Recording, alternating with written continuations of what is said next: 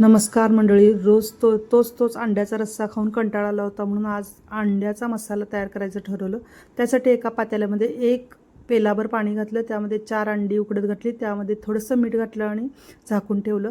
त्यानंतर मसाला घेतला. खोबरे अर्धी वाटी ओलं, कोथिंबीर मुठभर, लसूण 5-6 पाकळ्या, धने 1 चमचा, मिरे 4 ते 5, काजू 7 ते 8 पाकळ्या असं घालून थोडंसं पाणी घालून मिक्सरला लावलं.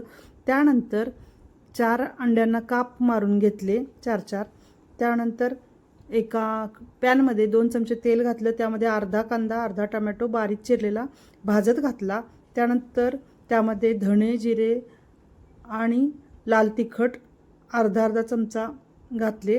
ते भाजत आल्यानंतर त्यामध्ये तीळ, जिरे, कोथिंबीर, कांदा, लसूण, आले, खोबरे भाजलेले असे वाटून घेतलेला मसाला 2 चमचे घातला. त्यानंतर तयार केलेला मसाला मिक्सरमध्ये तो घातला. त्यानंतर 5 चमचे कांदा लसूण मसाला घातला. त्यानंतर मिक्सरचं पाणी विसळून त्यात घातलं, त्यामध्ये मीठ चवीनुसार घातलं आणि अंडी सोडलीत.